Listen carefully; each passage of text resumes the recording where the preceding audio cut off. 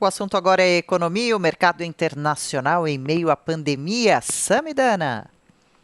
Em meio a um ano difícil, com a produção afetada pela Covid-19, a balança comercial brasileira terminou o ano no positivo e bota positivo nisso. No total, segundo o Ministério da Economia, foram 50 bilhões e 900 milhões de saldo, né? Então, quando a gente faz entre exportações e importações. De janeiro a dezembro, o país exportou 209,9 bilhões e importou 158,9 bilhões.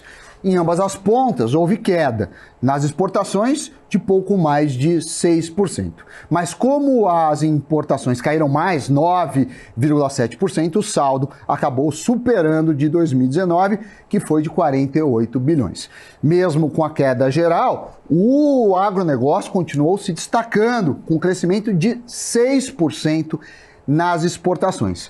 Pelo lado negativo, as vendas da indústria extrativa caíram, enquanto as da indústria de transformação também, mas menos que as quedas nas importações nesses dois segmentos.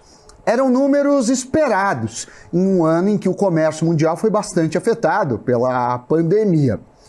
Não só foi, como continua sendo, já que em vários setores, como a indústria, existe, inclusive agora, a reclamação de falta de insumos.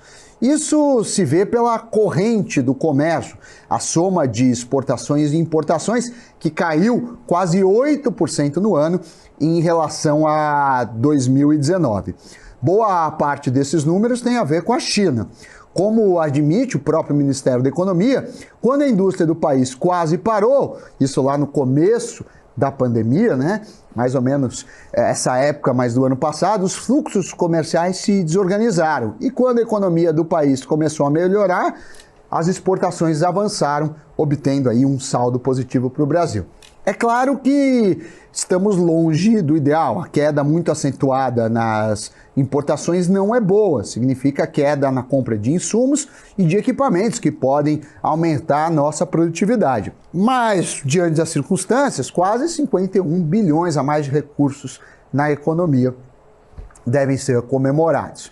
Já para 2021, as projeções do governo são de um superávit ainda maior, dessa vez de 53 bilhões de dólares. Aliás, tudo que eu falei está em bilhões de dólares. A alta de 3,9% esperada, né, em relação a 2020, o ano que acabou de terminar. E uma alta que deve ser acompanhada pelo maior crescimento das nossas exportações, apostando também muito ainda no agro.